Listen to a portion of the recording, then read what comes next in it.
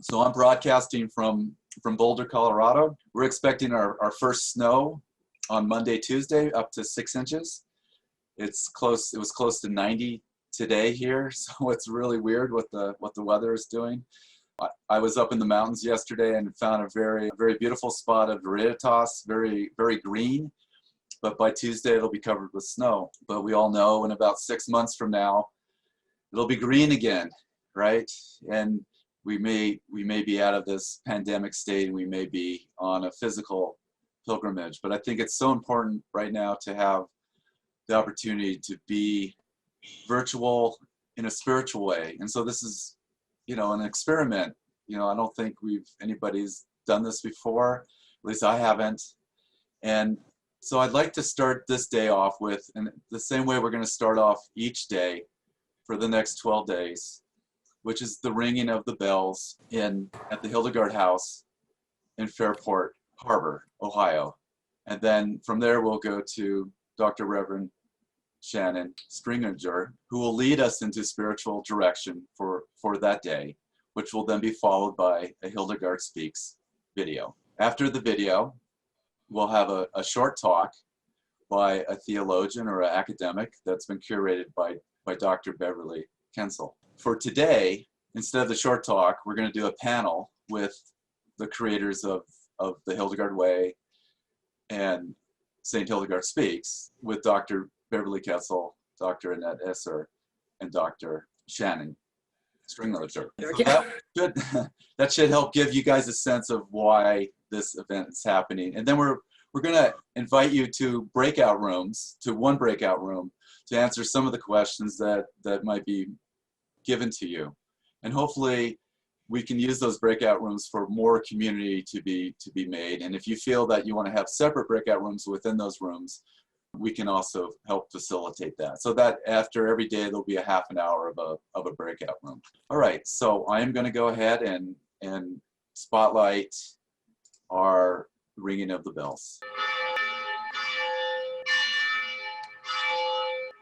Good afternoon, morning, or evening, depending on where you're at. And thank you from the entire team at St. Hildegard Speaks Virtual Pilgrimage for joining us as we begin this 12-day journey together. As Michael stated, I am coming to you live from the Hildegard House in Fairport Harbor, Ohio. It is the home of the community of St. Hildegard Christian Church, as well as a shrine to this remarkable woman, St. Hildegard of Bingen, who was canonized by Pope Benedict XVI in 2012 and named the 4th female doctor of the Church in the Roman Catholic tradition. The Hildegard Way in Germany is an opportunity to bring St. Hildegard to the world by inviting you to walk through her land, whether in person or virtually. The Hildegard House here in Northeast Ohio in the United States is an effort to connect ourselves to her sacred space from our corner of the globe. We feel blessed here at the Hildegard House to be able to share uniquely in this formal pilgrimage organized by Dr. Annette Esser and the filmmaker Michael Conti through the ringing of the bells and the daily opening reflections. This journey is an ecumenical project seeking to draw pilgrims from all walks of life. Though Hildegard was a Benedictine nun and deeply entrenched in a Catholic worldview, and this comes through in her visions, Dr. Esser and the panel of scholars throughout this pilgrimage will be sharing diverse ways to look at her music, her art, her philosophy, her theology, and her healings. Hildegard's genius is multifaceted and requires the invested effort of many fields of expertise. She was endowed with a multitude of gifts through her mystical experience of the living light, far beyond the scope of one field of study. Hildegard never assumed it was by her own accord that she was infused with these extraordinary talents, but always gave credit to God. Hildegard saw herself as a mere vessel, called and commissioned by the living light to remind humanity of God's eternal presence from the time of creation, long before human beings walked this earth, to the final judgment, whenever that may be. She used a theological concept she called Viriditas, which translated means greening power, to help us understand the divine life force that animates all that exists. It keeps us green in mind, body, and spirit. As we begin our pilgrimage today, we bring the hope of being renewed in viridity in whatever ways we may be feeling dry. A pilgrimage is often described as a journey into an unknown place to learn more about oneself, one's faith, or to show respect and honor to a sacred space. Many set out on pilgrimage looking for miracles, healings, or simply an answer to life's great questions. Why are we here? And what is it God is calling us to be and do? These are questions pilgrims have been asking for centuries. How does walking with St. Hildegard on this Hildegard Way help us in this effort? In 2018, I had an opportunity to offer a seminar on St. Hildegard at a Roman Catholic seminary in India. During the question and answer period, one of the priests questioned my devotion to Hildegard and suggested I was focusing too heavily on her and not enough on Christ. To walk with Hildegard is to walk towards Christ. When one delves into her works, it is clear she is always pointing behind herself to the God who created her. She is so important to seekers today, not because she has become an idol, though she is pretty awesome, but because she is an extraordinary witness to her Christian faith. Hildegard was chosen by God to receive a series of divine revelations through her experience with the living light. She was charged with the task of sharing it with us. Write down what you see and hear, was the command given to her as she received her visions. Through her experience, she became infused with light and illuminates our pilgrim path today as we discern the voice of the living light in our own lives. Hildegard was a mystic. This is not a unique call. Each one of us is called to this mystical relationship if we are open to it. A pilgrimage helps open our minds and hearts to a reality deeper than what is immediately evident. As a mystic, Hildegard saw God's divine presence in every particle of the created world. And she leads us towards a holistic awareness that can help us grow in right relationship with divine order that governs all that exists. As we venture out today on the Hildegard Way, our hearts long to know the mysteries of faith. So many questions we are carrying regarding creation, the fall, the incarnation of Christ, redemption, and the final judgment. I believe these truths were revealed to Saint Hildegard through her mystical encounters with the living light. There is an authenticity to her writings and visions, even those that are a bit difficult to decipher, that call me on a deep subconscious level, and I imagine they're calling to you as well. To be a pilgrim is to surrender to a force greater than ourselves. Hildegard used the image of being a feather on the breath of God. This is a state we are all called to, though it's hard to feel feather-like strapped to an electronic device. A virtual pilgrimage is not without its challenges, and you may be feeling a bit awkward with it this afternoon, and I can assure you, so are we. Yet Hildegard's spirit and charism cannot be tempered, even in the midst of a pandemic. She continues to inspire us to make practical, contemporary applications of the revelation she received as we grow in our own understanding of who God is, why we are here, and how the living light may be calling us to renew Viriditas, or greenness, in our own self, as well as those we encounter. Hildegard had many followers in her lifetime, as well as today. One of her greatest fans was a monk, Gebert, who also served as her personal secretary near the end of her life. Around the year 1176, the monk Gebert wrote Hildegard a letter, informing her that a man named Sigurd would be making a pilgrimage to Rupertsberg. Rupertsberg was Hildegard's monastery, built on the land where St. Rupert was buried. I have asked Reverend Peter to read from this letter as we prepare to begin our journey today, because I feel it captures the essence of our desire to encounter Hildegard's companionship as we make our way along this pilgrimage. We bless the God of heaven, who has not despised our times, and through the radiance of your splendor has put out the darkness of this world, lest our generation lack a miracle, a virtue, or a model of future glorification. The Holy Spirit has miraculously illumined you with visions, inspiring you with the means of expounding them and with the pure judgments, wholly consonant with our Catholic faith. And through you, he has revealed the hidden secrets of his wisdom to his little ones. In various ways, through the grace of God, you have become his chosen vessel, dear to God, pleasing to the angels, indispensable to men, and beloved to those who direct the feet of others unto the path of life, so that they might learn the magnificence of God's eternal power. For they understand that the female sex has been divinely honored through the sacred merits of your excellence. And they see your glory, the glory of a woman given new life by the Father, full of grace and truth. Hail, therefore, Lady full of grace. After Mary, the Lord is with you. Blessed are you among women, and blessed the speech of your mouth, which conveys the secrets of invisible things, and couples the heavenly to the earthly, and joins the divine to the human. Believing this with our whole heart, we confess with our mouth that you are the fountain of gardens, the well of living water that flows from Libanus.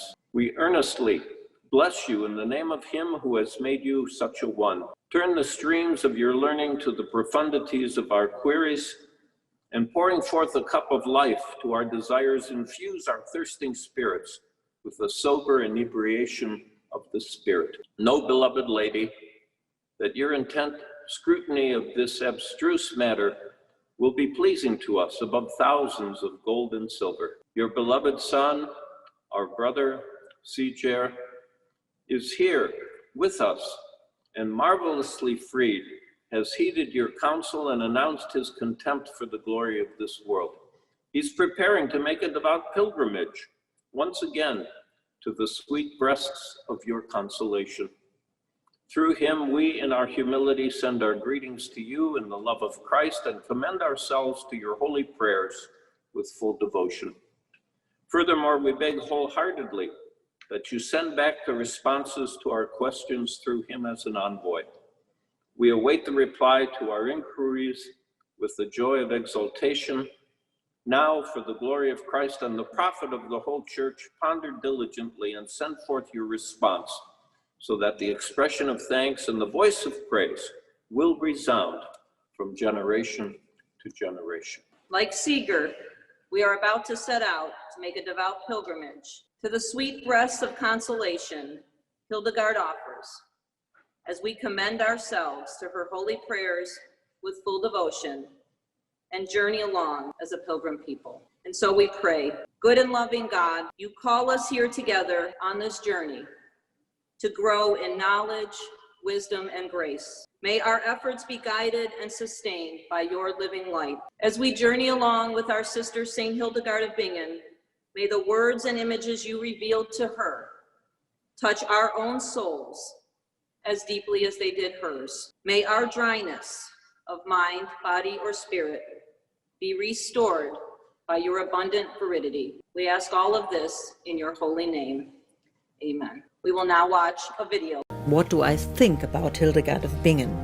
And why do I wish to go for a pilgrimage on the Hildegard Way? These are the first questions for pilgrims at the beginning of the Hildegard Way. Hildegard of Bingen has been called seeress, composer, physician, and prophetess.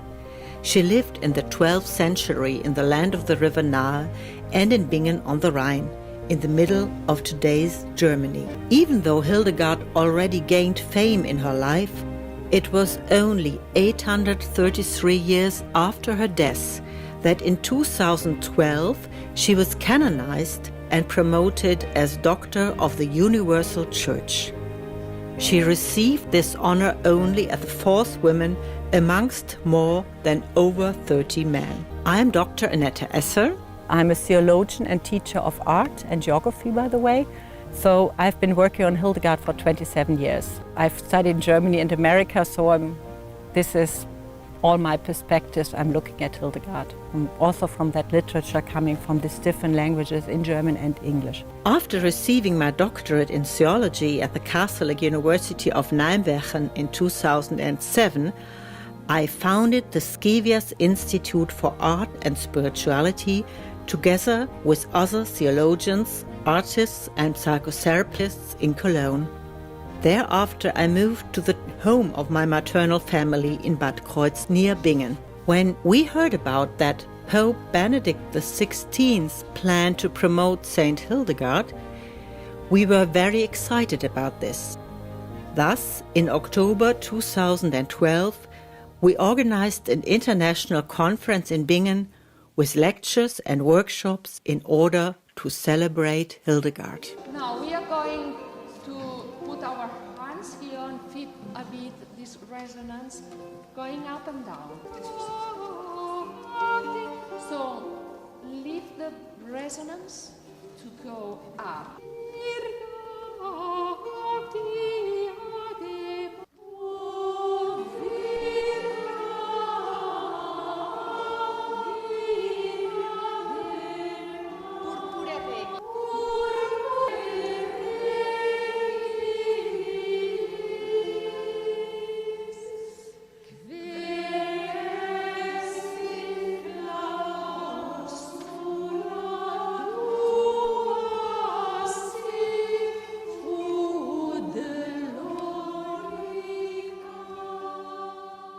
Myself, I got more and more moved by Hildegard, and I made a sculpture from clay, according to a description in a letter by Abbess Tengswich of Andernach to Abbess Hildegard of Bingen.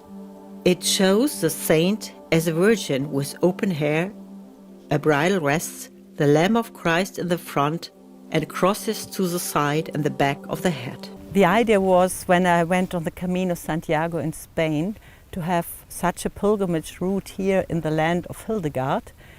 I have initiated that, and it was like running into open doors everywhere. Everyone thought that was a good idea, and many people already had the idea to have a Hildegard Way, because this is such a beautiful landscape, but it is rarely known. We followed this up as a project organized by the local Naheland Tourism and supported by the European Union. And on September the 9th, 2017, we successfully opened the new Hildegard of Bingen pilgrimage route, the Hildegard von Bingen Pilgerwanderweg, at the Disibodenberg, with sisters from St. Hildegard's Abbey. O quam mirabilis! O quam mirabilis! Oh, how wonderful!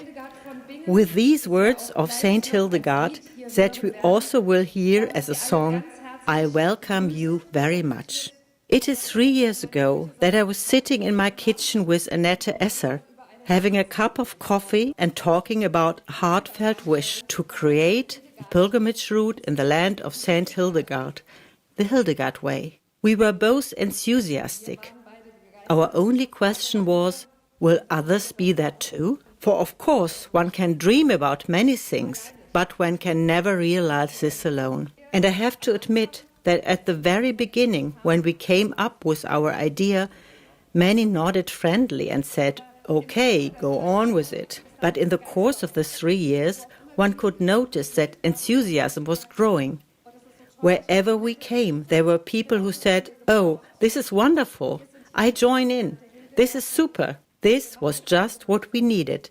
We are here in the land of Hildegard, and we do this together. In the name of our mother Dorothea Flandera, the 40th successor of Saint Hildegard and abbess of Rupertsberg and Eibingen, and the whole convent of Saint Hildegard Abbey, I also wish to kindly greet you to the presentation of the Hildegard of Bingen pilgrimage route. It is a wonderful sign of openness and awareness for the spiritual experiences in nature that today this Christian tradition of pilgrimage walking is booming and gaining enthusiasm again. This is just that which has coined the theology of Saint Hildegard, her theology of creation, in which she shows how much God is present and can be experienced in ourselves, in our environment, and in the whole world.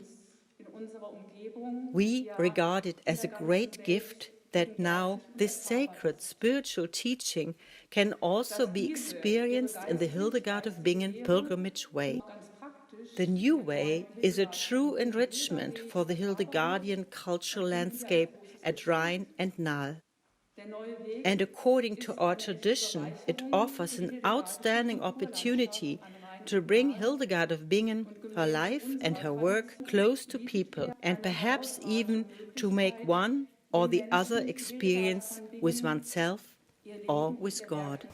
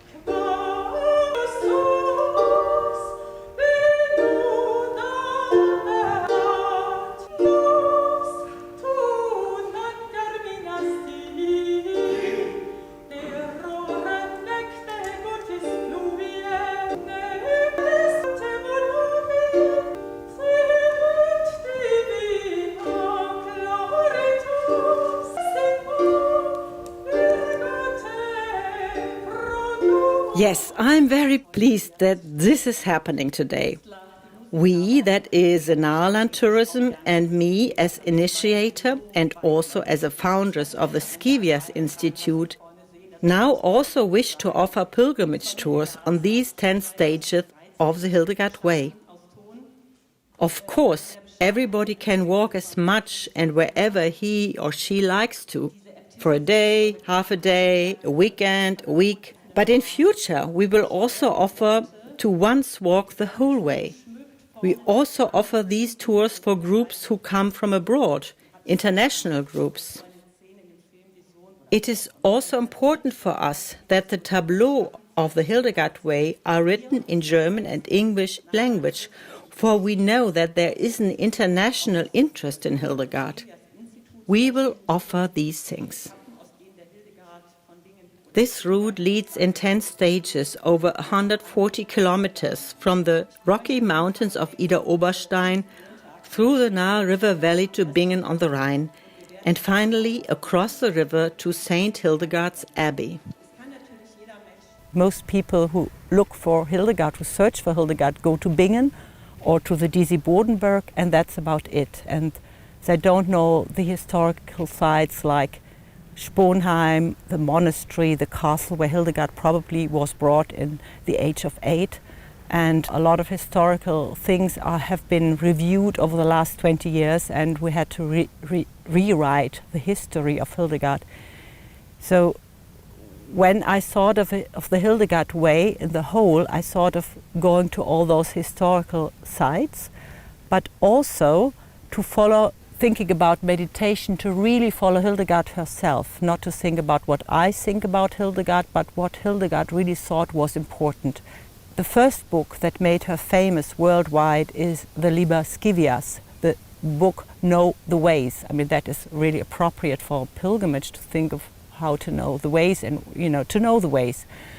And in this book of Hildegard, there are 27 visions, which are not just some assembled just by chance, but they follow a systematic order from creation to incarnation through the Last Judgment. It is really a systematic theology and spirituality in images, in visionary images. So on the Hildegard Way, really we follow this Liber Scivias with the 27 visions, starting at Ida Oberstein, and the last one will be in Stromberg then at the St. Jacob's Church with the final judgment. We are following Hildegard's Liber Scivias, and at each of these 27 tableaux there is a question for the pilgrim to think about.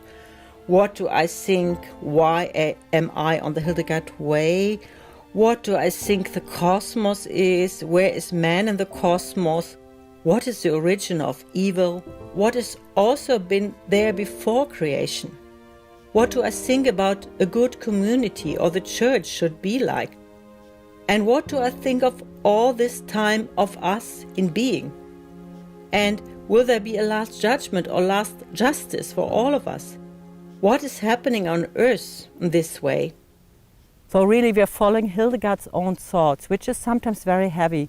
But I try to put it in a way that it is not just for kind of already believing Christians, but really for all who are kind of searching on the way, also for all kinds of secular people or for people who are interested in Eastern meditation, but of course also for Christians, for Catholics and for Protestants. This is an ecumenical project. But by the way, 27 visions and also 31 tableaux on the historical sites and all the works of Hildegard, which include her Liber Physica, with all the books on herbs, on trees, on fish, on birds, on animals, on stones, on reptiles, on metals. This is also very important, and her art of healing in the Liber Causae et Curae. So it's really, this is historic sites and works of Hildegard. To discover it's a land of Celts, to discover that the earth of Sponheim were very important in this landscape.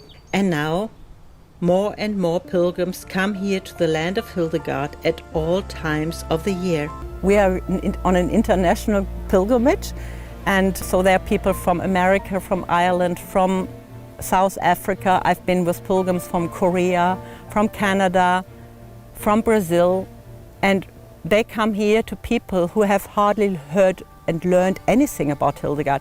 They might have heard that there are these spelled products which are more popular now, Dinkel, and they might have heard that Hildegard does something on the art of healing, but they don't know, so maybe fennel tea or, you know, very, very simple things. That's what they know about Hildegard, and they don't know, they know maybe Hildegard has lived here, but really it's not so much knowledge. And then they encounter Americans who have studied her works, have really read it, know how to sing the music spontaneously.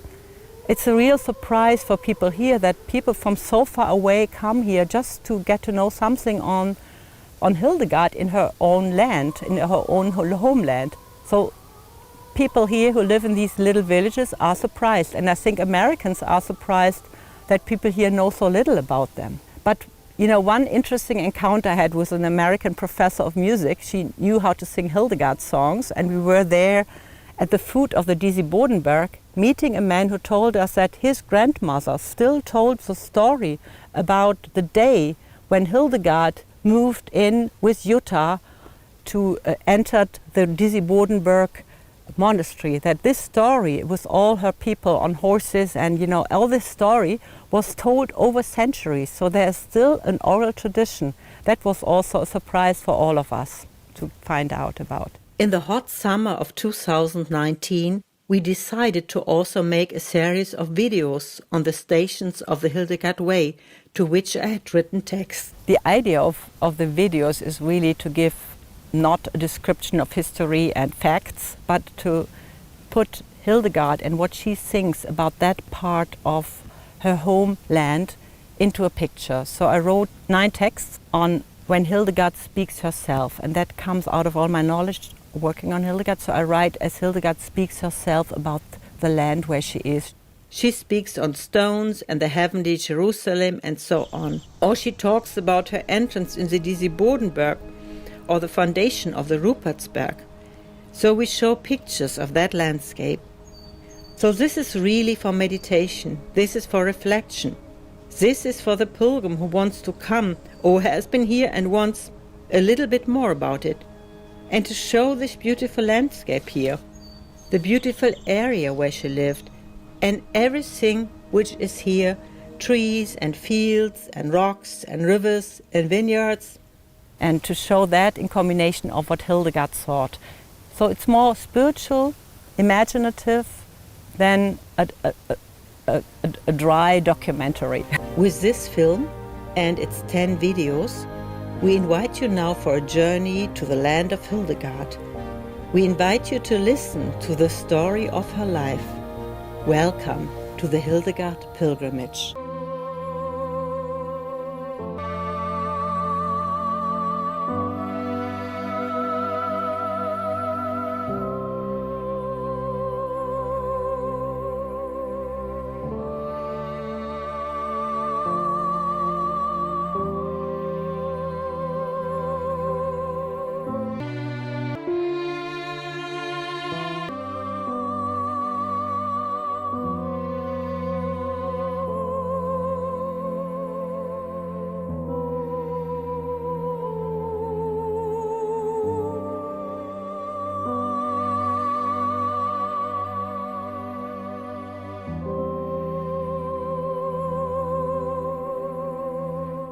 was a great introduction to this mega event that you've been such an integral part of. I'm going to be as brief as I can be. I thought I'd just start by introducing myself. I am a medievalist, and I work primarily on religious culture of the Middle Ages, and I've had a long interest in the way people were held to be and to be declared to be saints in the Middle Ages. And this was one of the several factors that drew me to the study of Hildegard. I was fascinated to see just how such a powerful figure with a very clear following among Christians in her time and afterwards, why it took so very long for her to be canonized. In fact, her canonization process is the very longest one in the history of the Catholic Church.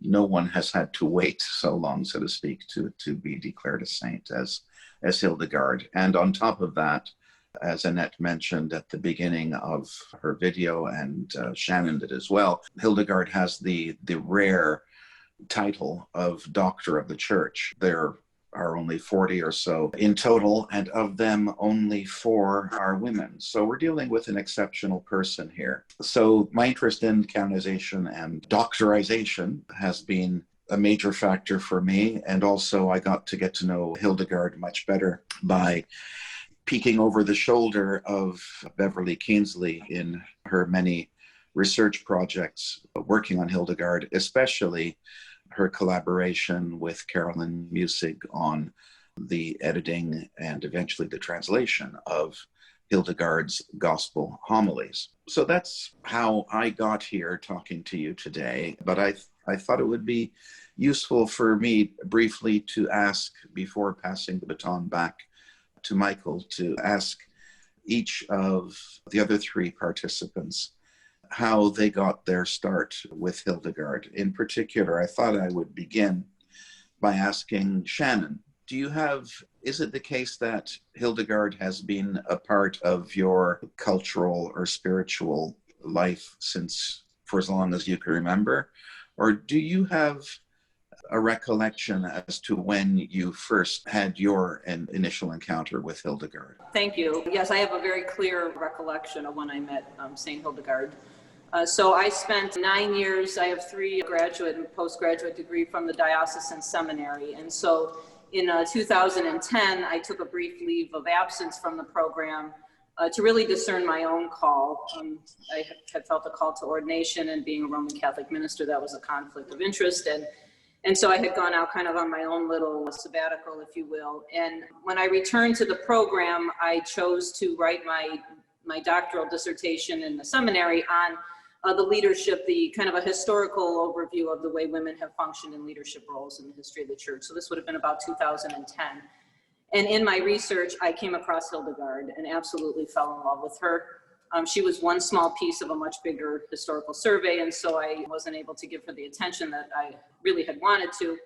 But I completed that program and immediately went into a PhD program and really just invested the rest of my work since 2010 in studying St. Hildegard. My PhD work is in ethical and creative leadership, and I really saw and see St. Hildegard as a creative force to kind of bring women more into a visible and formal leadership role in the church. And I said about 2010, I met her, fell crazy in love with her. I've been to Bingen 4 times, twice by myself on my own pilgrimages. I've gone once with my family, and then I had the opportunity to go last year on the pilgrimage led by Dr. Annette Esser.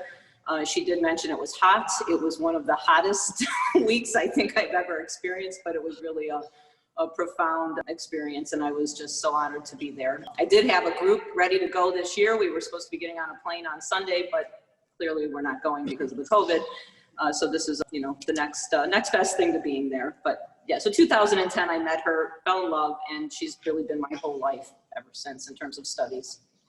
That's marvelous, and clearly more than just studies too, Shannon. Yeah. Oh yeah, I live and breathe her.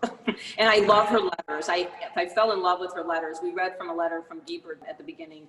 But I found that her letters there's not as much emphasis on her letters. When people do come across her works, they do become familiar immediately with Scivias and some of her healing texts. But her letters often are not paid as much attention to. And I really feel her character comes out, whether it's a little bit of it's embellished later on by her redactions or not. It's just her personality, I think, really comes through in her letters. And so I really fell in love with her letters.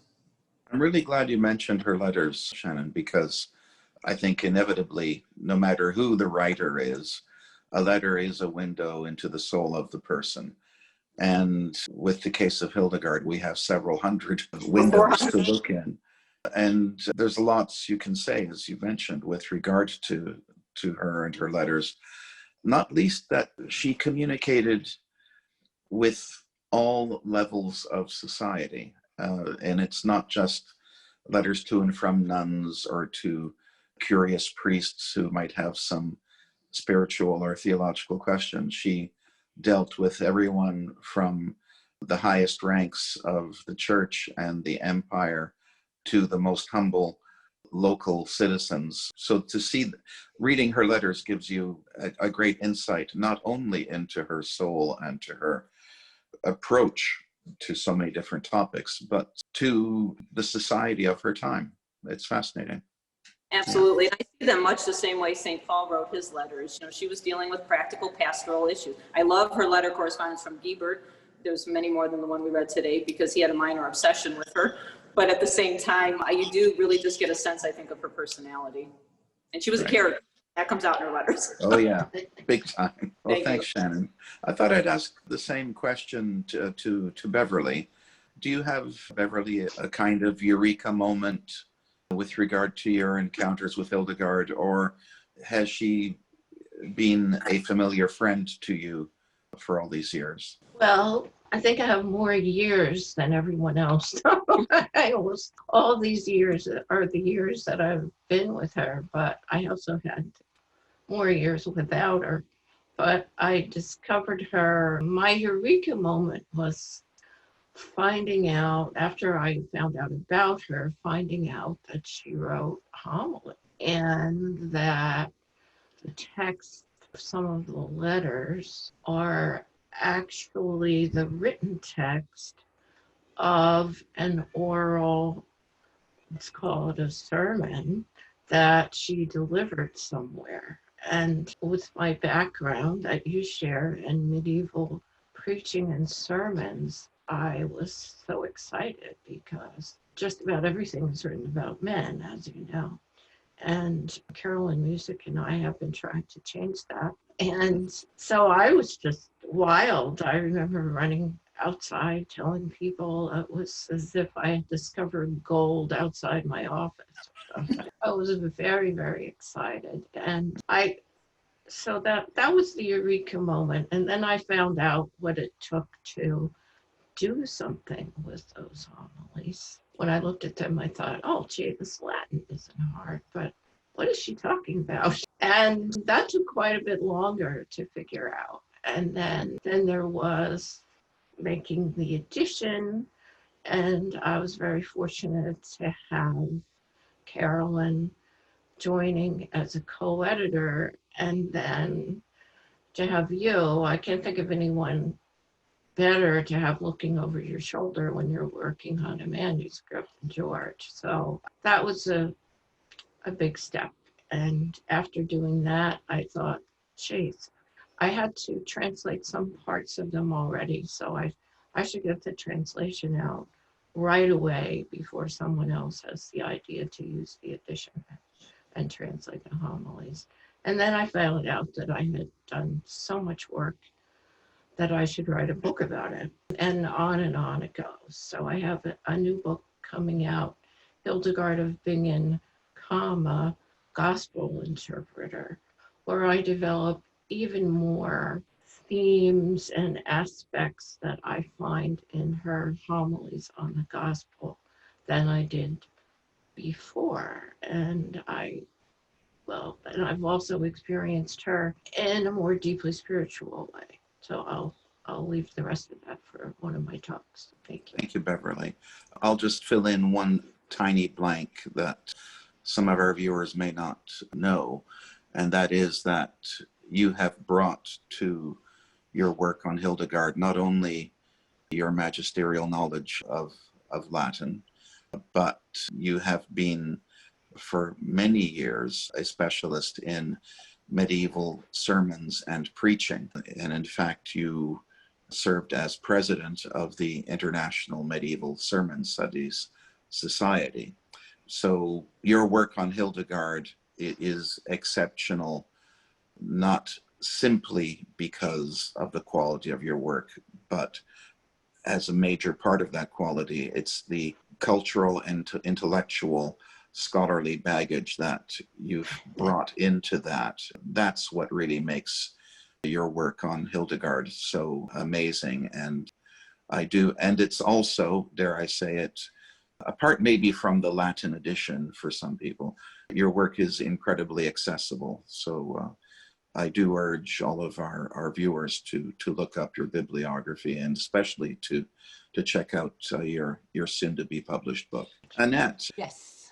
Unlike the rest of us on this mini panel, you have obvious roots to the land of Hildegard. I'm wondering, a bit like the anecdote you told of the local folklore in which it's clear Hildegard still really lives among the people in the area, do you have a sense as to how long or when you first recall having Hildegard as a part of that cultural or the cultural belonging that you so clearly demonstrate in the video that we've seen and admired? Yes, I mean, my maternal family is from this land of Hildegard. My aunt was a teacher in Bingen for many years. Oh, right. And of course, I knew about Hildegard, but not so much. So when I studied theology, I wrote my thesis on Santa Teresa de Jesus, Saint Teresa. I was much more fascinated by Teresa, and I thought Hildegard was a bit more German and boring in comparison. And then my aunt, who was a teacher there, she said, "Oh, Annette, why don't you do something on Hildegard?" And I thought, well, she's a mystic too. And the first thing I was thinking was interesting was her visions. And as I'm coming from the arts as well, for me, the approach is through her visions. And then it happened that I was offered to translate a book by Barbara Newman, which is actually the first monography in the English language, I think, on Hildegard. I did that work for 2.5 years, and I was really amazed that an American woman would have read the dissertations on Hildegard of the 1930s, plus reading Latin. And I had to revive my Latin also by translating Barbara Newman. And that was a very big learning. And I did that before I went to America in '94. And there I gave a lot of lectures on Hildegard in '98, which was the year of Hildegard's birth, in German and English language in New York, which was very surprising to do it in German as well there. And since these 5 years, I've worked on Hildegard and got more and more involved. And it is, for me, it's this very special kind of calling to talk about Hildegard here. In the land of Hildegard, people are more interested in her art of healing and in, these kind of things. But they don't know so much about maybe also the history, the question, where was she born and where was the women's cell on the Dizzy Bodenberg? And did she really found a second monastery in Eibingen? These are the questions that people are concerned about here.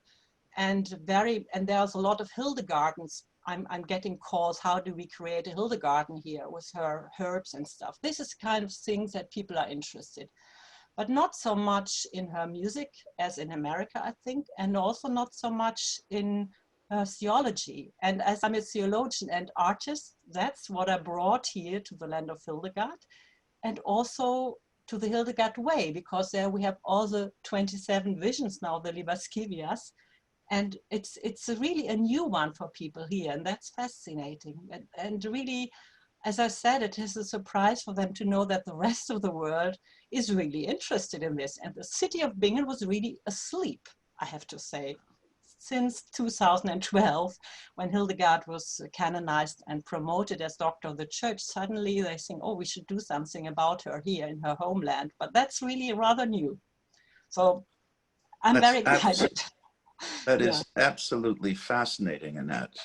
I had the impression that you were bringing to the world what was already deeply and profoundly felt throughout your region in Germany. And to see that, in fact, in terms of a broad spiritual and intellectual interest, that this is all very new. It's a real mark of Viriditas, isn't it? This is the evergreenness of Hildegard that, like so many plants, goes into relative states of hibernation, but then boom, they flower and they fill the air with their scent. And yeah, that's absolute. And also to discover that Hildegard is kind of a green saint, I mean, in terms of environmental questions.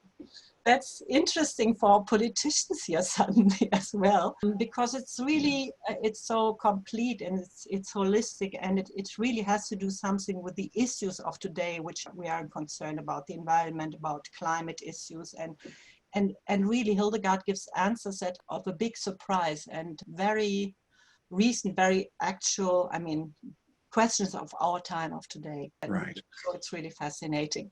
Yeah. Well, we are deeply indebted to you, Annette, for making this known to us and to throughout the world through your academic and your scholarly related work in this way. We can all we can say is done. Thank you so much. Yeah. Well, I will take my leave now and pass things back to Michael to lead us on in this wonderful event.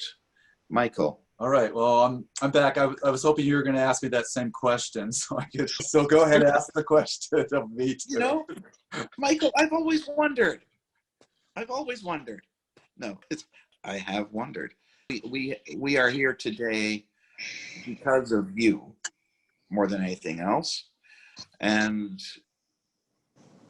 did you have a personal meeting with someone who introduced you to Hildegard?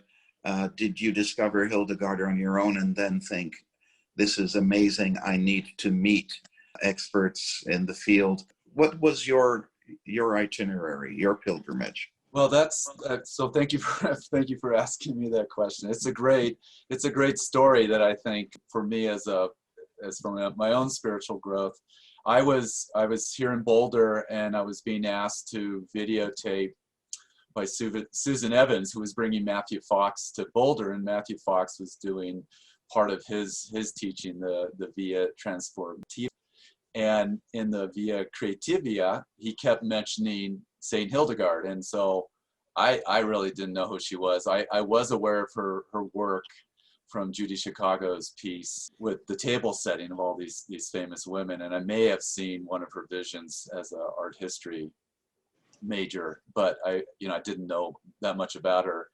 And I ended up going on a retreat to Bingen with Susan Evans, and it was kind of a creativity retreat, and it was the first time I had really taken the time to sit with myself and kind of explore my own artistic expression and look at things. And that experience, specifically going to the reliquary and being in the presence of Saint Hildegard, triggered in me in a positive way that connection I had in my early 20s when I had gone to Europe and I was in Barcelona, and I was kind of going through that existential crisis of what's my purpose of being? Why am I here? And at that point in my early 20s, I decided to pursue a life of creativity. And I felt there was this stream, I had a choice of jumping into the stream of a creative life. And I could either go in with my toe, or I could fully immerse my whole body into it and be swept away and then see what I came out of. Well, I had kind of forgotten about that experience until I was in the shrine in Bingen, and it came over me again, this sense of there's a river flowing through, and this person had jumped into it as well. And I really felt this connection to this power that she possibly, that I was just barely touching, but she had immersed herself into. And that kind of became this exploration afterwards of, I did an interview with Matthew Fox when he was over in Germany. He came to our event. He will be speaking with us. We'll be having a conversation with him on day 12, the feast day. It's such an honor to be able to just recognize that he brought her to a lot of Americans' consciousness, and with his books in the 1980s through Little Bear. And then, he's published 3 more books or 2 more books since then, which are a really great way to kind of get an entry into her writings. So that first experience then kind of has led me on the path to where I am. And if you remember, I met you in 2015 at the Harvard Divinity School when Beverly asked me to come and show The Unruly Mystic there. So I actually made a documentary called The Unruly Mystic, St. Hildegard, which came out in 2014. We've been showing that ever since, and September's always been a really special month because we'll show the film and then do a feast day with it. And last summer we were with Shannon in Ohio, and we showed it there. So this is now kind of a progression of that. So I think where I'd like to just leave it, that I see her as a patron saint of creativity, and that I see her as a touchstone for all of us to connect to our own mystical abilities, the powers that are innate in all of us, and to really kind of step up and shine like Hildegard shines. And I think it's so important that we do that today in this crisis that we're in, and in the crises that will continue to follow. And the fact that we're speaking about somebody who actually did something of value, right, 850 years ago, and that we're putting energy into that really kind of tells you where society is kind of gone in a lot of ways. We're so in the moment, but if we look into the past and look into people like St. Hildegard and bring that and continue to bring that energy, that Viriditas, into our existence now, there is the potential to just really kind of unsolve problems and create a platform for people to feel positive and move forward. Yeah, and you've done that with great success here, Michael. As I said earlier, we really are in your debt. And yeah, this is the beginning of an unfolding that will proceed over the next 12 days. And not just that, but for long, long afterwards, thanks to the work that you and so many people have put into not just this project, but into pondering, writing about, thinking about, talking about the life and thought of Hildegard of Bingen.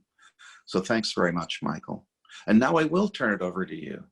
Okay, all right. So thank you. And then thank you to everybody who's been participating. And, Shannon said at the beginning, this is kind of an unusual, we don't really know where this is going to turn up. I mean, this is and I think we're also open to your input if there's things we can do to help. And, there's a process that we've set in place. And as we know, for those who've done pilgrimages, things can happen. So what I'm going to do is I'm going to pass this back to Shannon, and the goal would be now for her to kind of provide some questions that you may have. I'm also going to ask too, if you have any questions of the panelists, please, when you go into the breakout rooms, and we're not forcing you into there, it's up to you if you want to go and join. Some of the panelists may be in the breakout rooms. You can ask some of your questions of them. You can also provide, a comment or a chat question, and then we could feed those back to them. So with that, I'll say goodbye to you from me today from Boulder. Pass it to Shannon, and I'll see you again tomorrow at noon Eastern time. And please invite other people to join us. I think we all need this right now. Thank you, Michael. So as Michael mentioned, you do have an opportunity at this point, if you would like, to break out into small group conversations. If not, you certainly can leave the Zoom room at this time, and we'll look forward to seeing you again tomorrow. But if you would like to stay on, I believe Michael will have the room open, the breakout rooms. I think we're calling them the anchorage rooms. Hildegard was an anchorite, and so an anchorage would be a small cell where she would have spent her time reflecting and praying. And so we'll take a little time in our own digital anchorage rooms to kind of talk with each other, get to know some of our fellow travelers, if that's something that you feel called to do. At the very beginning here, I think the question that we just would like you to take into these rooms and into the next 12 days is, and Dr. Annette mentioned it in her beautiful video, is what is it that you're hoping to get from being on this Hildegard trail? Maybe the questions that the panelists were just asked, what brought us to Hildegard, how did we get to know or meet Hildegard, is maybe probably the best question to ask or to talk about today is what brought you here today? Is Hildegard somebody who has been a part of your life for many years, or have you recently come across her through an experience or through somebody who has shared her charism with you? And so as you go into your rooms, be prepared, if you're comfortable, to share maybe a little bit of your own history with St. Hildegard and what you're hoping to get out of this pilgrimage experience. You should receive, I believe, an invite on your screen that will say the host is inviting you to a breakout room. If you, like I said, if you choose to go into it, just click the button. If not, you can go ahead and exit out of Zoom today, and we'll see you again at noon tomorrow.